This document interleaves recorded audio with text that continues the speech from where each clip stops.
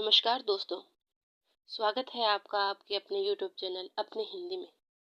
तो दोस्तों, जिस श्रृंखला का हमने प्रारंभ कर रखा है उसको आगे बढ़ाते हुए हम आज जिसका अध्ययन करेंगे वह अध्याय 2 चेबलिया से मंडला का यात्रा वृतांत पढ़ेंगे। तो शुरू करते हैं। यहाँ से लेखक क्या कहते हैं कि भोर वेला में नर्मदा का पानी सिंदूरी हो गया है। जहाँ धूप नहीं पड़ रही वहाँ कहीं नीला, कहीं बैंगनी तो कहीं हरा, दूर भूरा है। अजीब है ये पानी, इसका अपना कोई रंग नहीं, पर इंद्रधनुष के समस्त रंगों को धारण कर सकता है। इसकी कोई आवाज नहीं, पर वाचाल हो उठता है तो इसका भयंकर वज्र निनाद दूर दूर तक गूंज उठता है। गतिहीन है पर गतिमान होने पर तीव्र वेग धारण करता है। उन्मुक्त शक्ति और अपार ऊर्जा का स्रोत बन जाता है। उसके शांत रूप को देखकर हम ध्यानावस्थित हो जाते हैं तो उग्र रूप को देखकर भयाक्रांत जीवनदायिनी वर्षा के रूप में वरदान बनकर आता है तो विनाशकारी बाढ़ का रूप धारण कर जल तांडव भी रचता है। अजीब है यह पानी।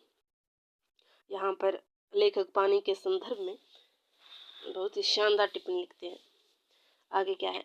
मीठे पानी का श्रेष्ठ और सुदीर्घ स्रोत है नदी। हजारों वर्षों से मनुष्य उसकी ओर खींचता चला आया है। केवल इसलिए नहीं कि वह हमारी और हमारे खेतों की प्यास बुझाती है, बल्कि इसलिए कि वह हमारी आत्मा को तृप्त करती है। उसके तट पर हमारी आत्मा पल्लवित पुष्पित होती है। संस्कृति का जन्म होता है।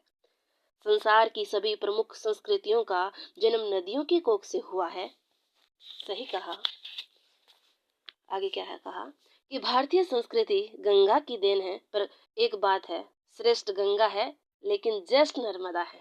जब गंगा नहीं थी नर्मदा तब भी थी। आज यहाँ हिमालय है, गंगा यमुना का मैदान है। सुदूर अतीत में वह उथला समुद्र था। ठीक है। किसी भूकंप ने उस समुद्र को हिमालय और गंगा यमुना के मैदान में बदल डाला। हालांकि इसमें करोड़ों वर्ष लगे। गंगा से नर्मदा पुरानी नहीं है और क्या है? कहा है गंगा से नर्मदा पुरानी नदी है और हिमालय से विंध्याचल सतपुड़ा पुराने पहाड़ है। यहाँ पर कहा गया है कि जो गंगा है वह नर्मदा से नई है, अर्थात नर्मदा पुरानी है। हिमालय जो पहाड़ है वह सतपुड़ा के पहाड़ से नए हैं, अर्थात सतपुड़ा के पहाड़ पुराने हैं। ठीक है। आगे क्या कहा है? चिवलिया से चले तो नर्मदा जल के एकदम पास वाली पगडंडी पकड़ी। खड़ा किनारा और गहरा पानी। 3 घंटे में 5 किलोमीटर ही चल पाए।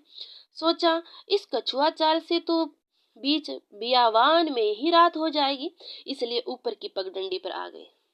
अब हमें पूरे वनवासी हो चले थे। क्या कहते हैं कि अब हम पूरे वनवासी हो चले थे। 7 दिन से न तो सड़क देखी थी, न साइकिल, न बिजली। अधिकांश गांव में एक भी दुकान नहीं थी। आधुनिक सभ्यता का स्पर्श इस इलाके में नहीं के बराबर हो पाया था। शाम होने के पहले ही सहजपुरी पहुंच गए। कटारेज जी इस गांव के प्रमुख व्यक्ति हैं। नर्मदा परिक्रमा कर चुके हैं। उन्होंने हमारा स्वागत किया। हमें देने के लिए उनका बेटा आटा और चावल ले आया। हमारा आटा बिल्कुल खत्म हो चुका था। यदि यह यहाँ से न मिलता तो सिर्फ चावल खाकर सोना पड़ता। भिक्षा कभी ली नहीं थी। न हाँ कहते बनता न ना। मैंने पांडे जी से पूछा, क्यों भाई, क्या हमें आटा चावल की जरूरत है? पांडे जी ने दबी जुबान में कहा, जरूर तो नहीं है, पर दे रहे हैं तो ले लेते हैं। यादवेंद्र ने पोटली बांधने में देर नहीं की। भिक्षा लेकर हम नर्मदा तट की ओर बढ़े। वहां एक सन्यासी की कुटी थी। रात्रि विश्राम वहीं था। कुटी से सटकर बहता झरना, सुंदर बगिया और सागौन के ऊंचे घने पेड़, आश्रम, शांत और पवित्र वातावरण। मन तृप्त हो गया। रात को धुनी के पास सोए। नदी का तट, सघन वन, खुला आवास, ठंड का क्या कहना। जब धूप चढ़ी तो उठे केठा मम्मी पड़िया उसी। हाँ ले ले। सुनो दुपहर के टाट गई। चलो पढ़ते हैं। मम्मी ने आवाज़ लगा ली थी। जब धूप चढ़ी तो हम सागौन के बड़े पत्तों पर ओस की बूंदों के गिरने की टप टप आवाज मृदंग पर पड़ती थाप जैसी लग रही थी। स्नानादि से निवृत्त होकर आए तो सन्यासी से बात करने का मौका मिला। बच्चे सा मुस्कुराता चेहरा भोजन बनाने लगे तो मना करने पर भी चावल दिए। दोपहर को चले तो काफी दूर तक पहुंचाने आए। सहजपुरी के सन्यासी को सहज में भुला नहीं सकेंगे। टाटी घाट से घना जंगल शुरू हो गया। पगडंडी पर इक्का दुक्का आदमी ही मिला। मैंने कहा, यार पांडे, इस बियाहवान में तुम अकेले जा रहे हो और कहीं शेर आ जाए तो तुम क्या करोगे? यहाँ पर थोड़ी हास्यास्पद बात कहते हैं। पांडे जी ने कहा, मैं तो कुछ करने से रहा, जो कुछ करना है वह शेर ही करेगा। शाम को पाठा पहुंचे। पाठा में पाठशाला थी, वहीं रहे। बहुत दिनों के बाद पक्के मकान में रहने को मिला। पहली बार डाक घर मिला। वह शाला के प्रधानाध्यापक के घर में था। हम लोगों ने चिट्ठियां लिखी। सुबह उठकर नर्मदा तट गए, जहां एक झरना नर्मदा में आ मिला है। उसके मनभावन प्रपात में स्नान किया। उस दिन वहां साप्ताहिक बाजार था। मैंने देखा गरीब से गरीब ग्रामीण नारी भी चूड़ियां खरीदे बिना नहीं रहती। सुहाग और श्रृंगार का कांच की चूड़ियों से बढ़कर सस्ता व सुंदर आभूषण और है भी क्या। दूसरे दिन घना कोहरा था, सूरज लापता था, निकला भी तो चांद जैसा दुधिया। उधर पश्चिम में चांद कुछ ताबिया दिखाई दे रहा था। नए आदमी के लिए पहचानना मुश्किल था कि कौन चांद है और कौन सूरज। मुझे कांगड़ा शैली के वे चित्र याद आ गए जिनमें कृष्ण ने राधा के कपड़े पहने और राधा ने कृष्ण के। आज चांद और सूरज ने आपस में वस्त्र बदल लिए। तीसरे दिन सुबह निकल पड़े। खेतों से धान के विशाल गट्ठर उठाए स्त्रियां आ रही थी। गांव की स्त्रियों को सिर पर भारी घड़े उठाए नर्मदा की खड़ी कंगारों पर चढ़ते रोज देखता था। सुबह 4 बजे चक्की और मूसल चलाते भी देख चुका था। सोचता था, इन्हें कौन सा विटामिन प्रोटीन मिलता है। मेरे मन में कहा, पौष्टिक आहार जरूरी है, पर जो भी मिले उसे पूरी तरह से वसूल कर लेना और भी जरूरी है। बाढ़ का पानी व्यर्थ बह जाता है, नहरों के पानी की हर बूंद खेत में जाती है। दोपहर को बालई नदी पड़ी। हम उसके सुंदर प्रपातों को काफी देर तक देखते रहे। इस बीच पांडे जी और सूर्यकांत कब आगे बढ़ गए, कुछ ध्यान न रहा। बालई पार कर मैं यादवेंद्र के साथ आगे बढ़ा। सघन वन और निर्जन पथ। पांडे जी सूर्यकांत कहीं भटक गए तो बड़ी घबराहट हुई। यादवेंद्र ने रास्ते में निशान बनाना शुरू कर दिया। आगे जाकर एक ऊंचे टीले पर बैठकर हम उनकी बाट जोहने लगे। कोई घंटों भर बाद दोनों को सही सलामत आते देख हम लोगों की खुशी का ठिकाना न रहा। वे निशान बड़े उपयोगी सिद्ध हुए। आगे चलने पर एक गांव दिखने लगा। वह पद्मी था, मतलब गांव का नाम पद्मी था। रात का पड़ाव वही था। 10 दिन के बाद पक्की सड़क देखी। क्या है दोस्तों, जो ये यात्रा वृतांत है, इसमें बहुत सारे गांव आएंगे और ये जो यात्रा वृतांत है ये आरपीएससी के सिलेबस के अंदर है और इतने सारे गांव याद रखना थोड़ा कठिनाई का ही विषय है। फिर भी प्रयास करेंगे। पहले तो इसका आनंद लेते हैं, उसके बाद इसकी जो दूसरी कड़ी है याद करने की वो करेंगे। ठीक है, पहले इसको जितना हम मजे से आनंद से वसूल कर पाते हैं इसको करते हैं। कहीं पर साथ में हम भी नर्मदा की देखो पद यात्रा कर रहे हैं, कैसे कैसे बांकी के दृश्य, कैसे कैसे हम प्रपात देख रहे हैं। ऐसे लग रहा है मानो हम सचमुच उनके साथ चले जा रहे हैं। ठीक है, तो चलते हैं, आगे बढ़ते हैं और पढ़ते हैं। क्या है कि आगे चलने पर एक गांव दिखने लगा। वह है पद्मी था। रात का पड़ाव वहीं था। 10 दिन के बाद पक्की सड़क देखी, तार और बिजली के खंभे देखे। यहाँ से पगडंडी नहीं है, सड़क ही नर्मदा के किनारे किनारे चलती है। ऊंची नीची टेढ़ी मेढ़ी उबड़ खाबड़ पगडंडी अब नहीं रही। उसका स्थान ले लिया है पक्की सड़क ने। पगडंडी पर चलने का कौतुक नहीं रहा, उसकी जगह ले ली है सुविधा ने। तो क्या नाम है, गांव का नाम है चिरई डोंगरी। पहुंचे तो अंधेरा हो चुका था। एक होटल के सामने सामान रखकर बैठे। होटल का चूल्हा खाली था। यादवेंद्र ने उसी में खाना बनाया। बाद में रहने के लिए शाला का भवन मिल गया। सुबह यादवेंद्र ने नोटिस दिया, राशन खत्म होने को है। पैसे सूर्यकांत के पास रहते थे। उसने कहा, पैसे भी खत्म होने को हैं। अधिक से अधिक 2 दिन का राशन खरीद सकेंगे। रसद नहीं रहेगी तो फौज आगे कैसे बढ़ेगी। अभी तो दोनों बार दूध पीते हैं। बीच बीच में खीर बन जाया करती थी, खोआ भी आ जाता था। आज से यह सब बंद, फिर भी समस्या का यह कोई हल नहीं हो। चिंता बनी रही। सुबह नर्मदा में नहाते समय पांडे जी कहने लगे, आज नर्मदा मैया कुछ ऐसा चमत्कार दिखाए कि 100 रुपए का नोट बहता हुआ चला आए। आर्थिक चिंता सभी को सता रही थी। कहीं सचमुच भिक्षा पात्र लेने की नौबत न आ जाए। चरैवेती दोपहर के भोजन के बाद पीठ पर बोझा लादे सड़क पर आए ही थे कि एक बस आकर रुकी और उसमें से उतरे मेरे बहनोई हरी भाई। हमारी यात्रा में वे शुरू से ही दिलचस्पी ले रहे थे। उन्हें देखकर बड़ी खुशी हुई। उन्होंने हम लोगों का हाल चाल पूछा। मैंने धीरे से कहा, पैसे कम पड़ गए हैं, कुछ पैसे चाहिए। उन्होंने तुरंत रुपए दिए, पूरे 100 रुपए। पांडे जी उछल पड़े, कहने लगे, देखिए।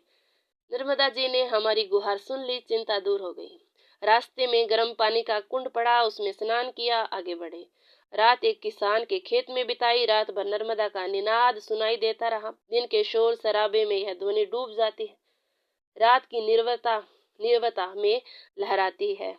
जब कोलाहल नहीं रहता, कलरव तभी सुनाई देता है। कितनी अच्छी बात कही है ना, कि जब कोलाहल नहीं रहता, कलरव तभी सुनाई देता है। यहाँ से फिर पगडंडी मिल गई। नर्मदा तट का फिर साथ हो गया। सहस्त्रधारा अब अधिक दूर नहीं। वहां के मंदिर तो दिखाई भी देने लगे थे। हमारी चाल तेज हो गई, मानो किसी अदृश्य डोर से खींचे चले जा रहे थे।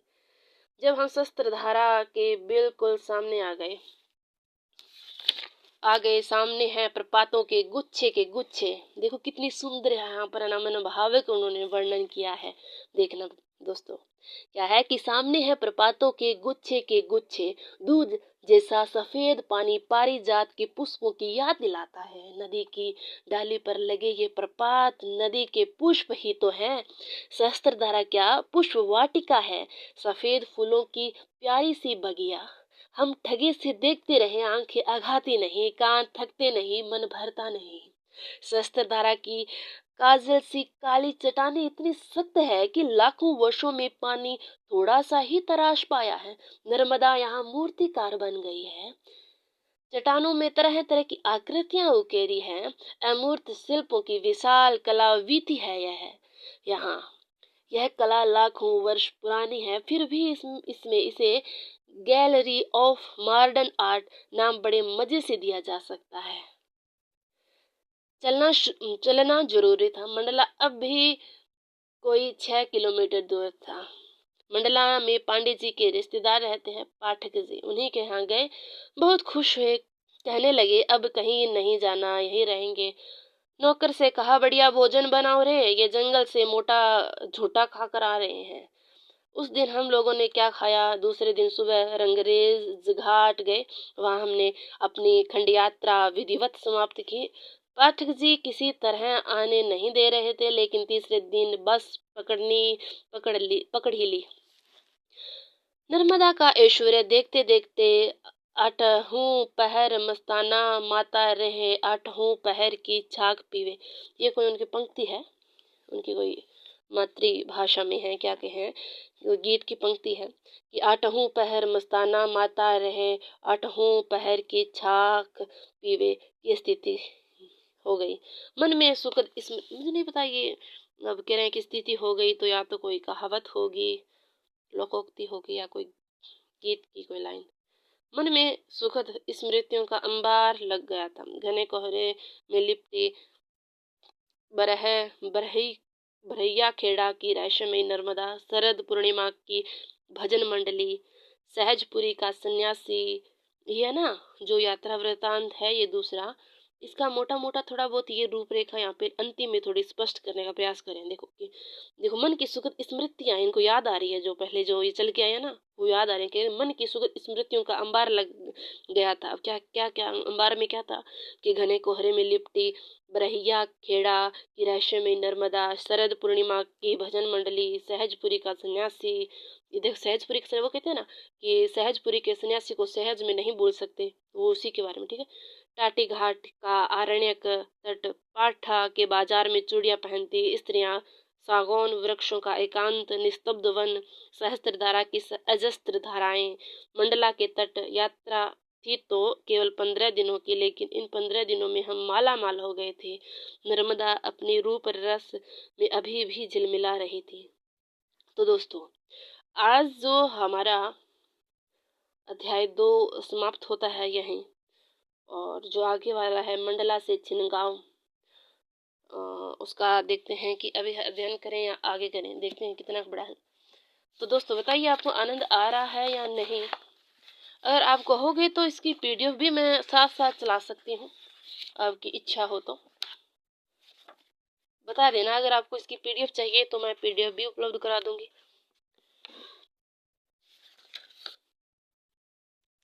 इसको अलग अलग भागों में पढ़ते हैं, ठीक है। इसको आज यहीं तक रहने देते हैं। प्लीज़ इसमें आपको कोई भी कमी समी लगे तो कमेंट करके ज़रूर लिखिए, ठीक है। कुछ सीखने का प्रयास कर रही हूँ, कुछ नया करने का ये प्रयास है मेरा। इसमें मैं अपने आप को पूर्ण नहीं कहती कि हाँ मुझे सब कुछ आता है, आप सीखिए। जैसे एक मेरा प्रयास है छोटा सा। हाँ गलती हो तो मुझे बताना, उसमें सुधार करेंगे। कुछ अच्छा लगा हो तो भी बताना। इसी के साथ धन्यवाद।